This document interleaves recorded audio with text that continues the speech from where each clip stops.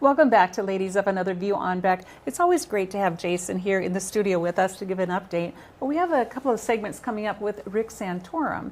He is the former, he ran for president twice, all right? But he's here to talk about the Convention of States, and he's the senior advisor for Convention of States. Welcome to the show. Thank you. It's good to be with you. Absolutely. It's good to see you. Yeah. We've been talking about this Convention of States back and forth for so long. Well, before we dig into that, why don't you just kind of give us a little brief recap of your background? I mean, you are kind of a jack of all trades. You've been in law, you've been in the Senate, you've been running for president, you are with Convention of States. You kind of do a little bit of everything. I try to stay busy. Karen and I have 7 children, so we've got lots of mouths to feed, and now grandchildren, and so we try to keep on our toes around here. In my background, I was a lawyer for a few years. Ran for Congress when I was 32 years old, and defeated a 7-term incumbent. Wasn't expected to win, and then served 2 terms in the House of Representatives. Got elected to the Senate in Pennsylvania at the ripe old age of 36, and served 2 terms there, and was involuntarily retired at the age of 48, and went out and actually started working, doing a lot of different things, including working for Fox News. I worked for Fox for 5 years. Then I ended up running for president in 2012. One of my highlights of that race was winning the state of North Dakota on Super Tuesday, and we won 10 other states, including the Iowa caucuses, and came close, but as I tell everybody now, who voted for Mitt Romney in 2012, I told you so. And we could have had a conservative running for president in 2012, but we didn't, and we lost. So anyway, I ended up running again in 2016 and ran into a guy named Trump. And that story was well told. And I've been working. I worked at CNN for a while. Now I work at Newsmax. So doing a lot of media. Still staying very involved in politics, and have a couple businesses I work on, and then spend the bulk of my time working with Convention of States. Wonderful. Great. And I should throw in there too that you're also an author. You've written books. So I just want to make sure we covered all your bases. Right. And I'm going to jump over to Convention of States because there's so much that we could still talk about that hasn't been covered before. Mm-hmm. But I know that you had mentioned in a speech that I listened to you give that you had about 10 years ago gotten approached on Convention of States, and as a senator, it was like, yeah, no, it's not going to happen. But you did say in that interview, you said people who are really against Convention of States haven't read it. And when you said it, I wondered if you were referring to the book that you had talked about an author in that same interview. I can't think of his name. Rob Natelson. Yeah. Were you talking about him, or were you talking about the actual Article 5 and what it says? Yeah. Well, I said maybe I wasn't being articulate enough. When I say read it, I mean not just read the actual Article 5, which most people haven't done, but also read all of the literature, including Natelson's book. But their law review articles. There's a substantial history of Convention of States. Now, not an Article 5 convention to propose amendments to the Constitution, but states calling conventions is not an unusual thing. I mean, we've had over 40 of them since the country was settled, and 10 of them before the Constitution. We've had about 30 afterwards. Some of you may be familiar with the Colorado River Compact, how a bunch of the western states came together and decided how to divide the water of the Colorado River. Well, that was done with a Convention of States. And Nevada, which was a relatively small state back then, and California, which was a huge state, got 1 vote at the convention. The rules were the same as the other conventions. They used basically Mason's Rules of Orders, which is the rules that are used by most legislatures in this country. And we have a long tradition in history. It's like saying, well, we don't know what a trial by jury is. Well, a trial by jury is not, you have a right to a trial by jury in the Constitution, but they didn't define what a trial by jury is. Why? Because everybody knew what it was. We have a strong precedent. The country is made up of laws, some of which are on the books, some of which are precedents. And there is a strong precedence of how a convention of states would be run. And the more you learn about it, frankly, the more comfortable you become that this is not a extreme thing. This is something that is very difficult to accomplish, to get 34 states, which is what it takes, 34 state legislatures to pass a resolution to call for a convention. The convention simply proposes amendments, and then any amendment that is proposed has to get 38 state legislatures to ratify it. We've only had 17 amendments since the founding, and every one of those 17 amendments has been a very broad-based consensus issue that Americans at the time felt strongly about, and by the way, haven't changed their opinion on by and large. You don't see any of the 17 amendments that have passed since the founding that are, the Congress or other legislative bodies try to change them, like limiting the presidents to 2 terms. That's one of the amendments that passed. The income tax. I think a lot of people would like to get rid of the income tax. Never happened. So there are things that you can like or not like, but they're broad consensus issues, and that's what would happen here. It would be a broad consensus issue that anything would be ratified out of this convention. Mm-hmm. So I can hear the passion in your voice. Can you kind of explain to us how you became involved with this group that is working hard to get this to happen, and why you are passionate about it?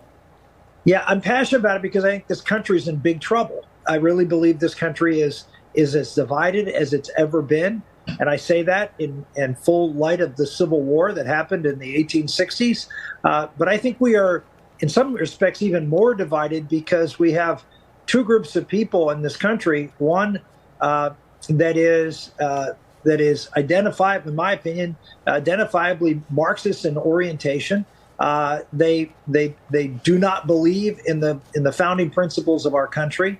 They do not believe, in most cases, they don't believe in God. They don't believe in family. They don't believe in personal responsibility. They have their own ethic. It always bothered me when people say, "Well, it's just politics," or "It's Democrats," or it's not.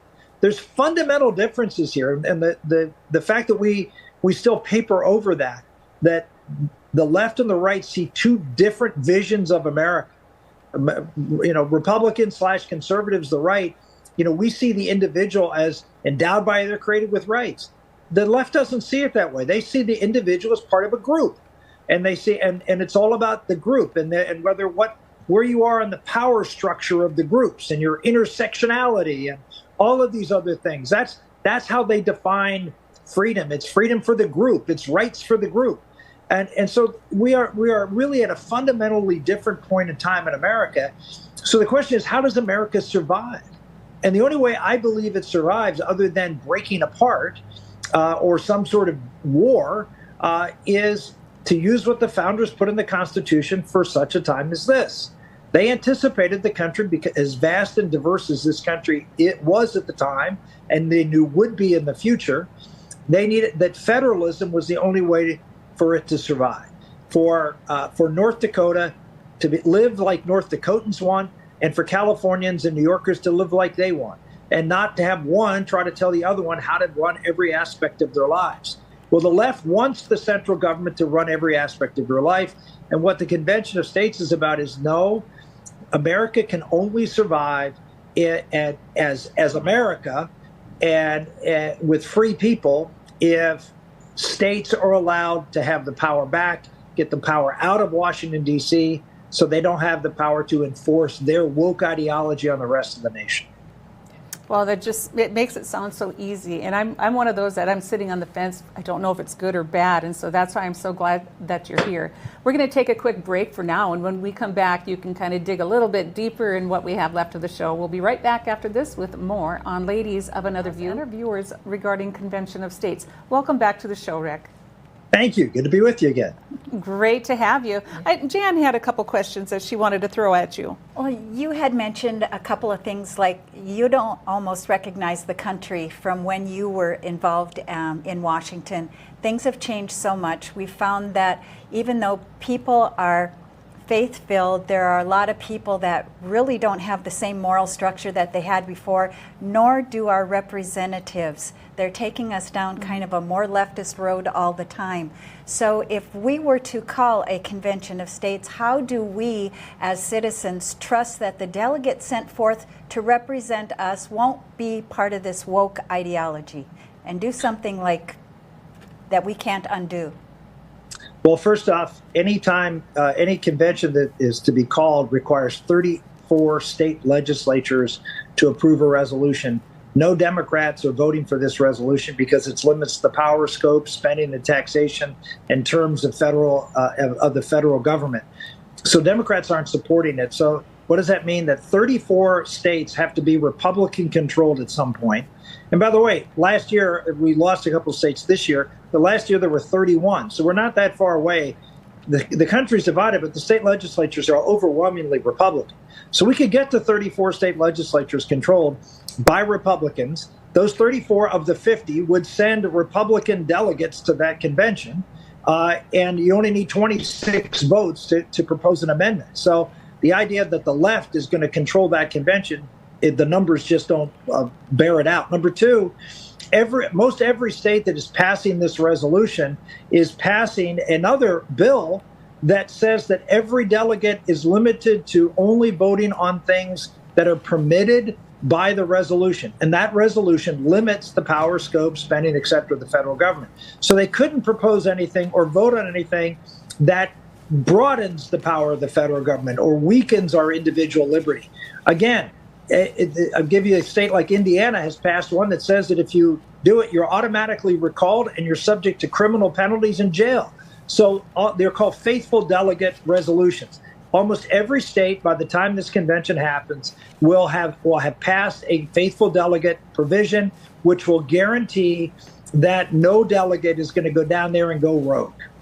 Well, North Dakota has a supermajority of Republicans, yet we are finding that there are things that are way more woke and leftist coming through our legislature at all times. So we can't necessarily trust just because they have an R behind their name that they're actually going to vote for more limited government and the like. But I didn't say that.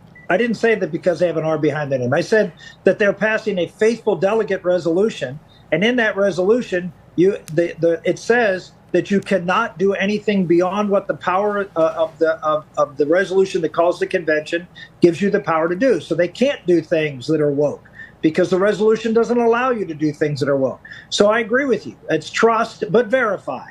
And these resolutions require verification. In addition, the North Dakota legislature, and by the way, other legislatures are doing this too, are laying out specifically what they can and can't vote for. So it's not going to just be, well, put people down there and they can do whatever they want. That is not how it's going to go. Great. That's good to know. I know we have a map of the different states that are on board right now, and it keeps increasing. The green is the ones that are on board. We took that off your website, so we're thinking that's current. It is. But it's exciting on one hand, and it's like, even for like our state we could be our own country. We have our own bank. We have energy, military. Yeah, we have it all. We have it all. Yeah. We have it all right here, and I think it's great that the power does come back to the state. I think that's fantastic. I wish we could do more of that, to be honest. Well, the reality is, remember, every member of the Constitutional Convention was a state legislator. They didn't want the power in Washington. They wrote the Constitution to give the power to the state legislature. The state legislatures up until 1913 appointed United States senators. They gave up that power in the 17th Amendment. That was one of the changes I didn't agree with. And as a result, Washington went from a backwater town with no budget to what we see today. Why? Because the states used to be in control. They're not anymore. But there is one provision left in the Constitution that the founders put in there for such a time as this, to give the states the power to exercise control over Washington. And I understand you say, well, our state may not be good or whatever. The bottom line is, we know Washington is a mess. And for all of you who say, well, I'm afraid or I'm worried something bad might happen, as if nothing bad is happening, as if nothing bad is going to happen if we don't do anything.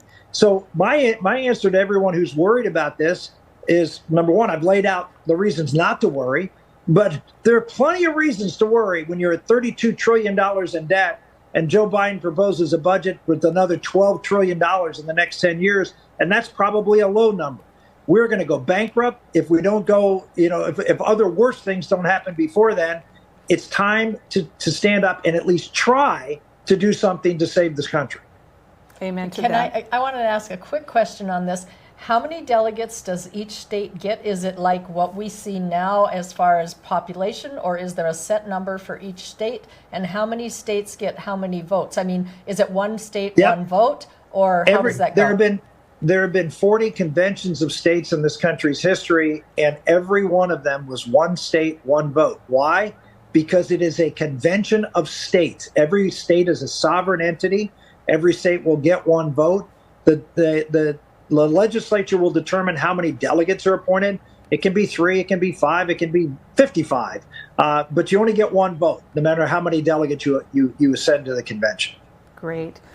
All right. So we want to leave our viewers with something light. Usually at the end of the show, we have the lighter side. And I understand you have a book. First of all, I just want to thank you for all the information that you did share. But just quickly tell us about your book. Well, I've actually written 4 or 5 books, but the last one I wrote, the one I think you're referring to, is the one that my wife and I wrote about our daughter. We have a little girl who's a little miracle. She's going to turn 15 this year. She was born with trisomy 18, which 90% of kids with trisomy 18 die at or before birth, and 90% die that survive they die within a year. So she's very much a less than 1%er, and she's doing well. I mean, she's got lots of disabilities, but she is the greatest joy in our life. And Karen and I wrote a book about her called Bella's Gift. Her name is Bella, and we wrote 18 chapters in honor of her trisomy 18. And every one of those chapters begins with the words "love is," because Bella has been the great teacher of what love is all about for our family. All right. I want to thank you for sharing that. And people can just go ahead and search that out and buy it, because I've heard great things about that book. I want to thank you for joining us today, Rick. Thank you. It's good to be with you, ladies. Thank you so much. And we'll see you next time right here on Ladies of Another View on Beck. Now go save our country.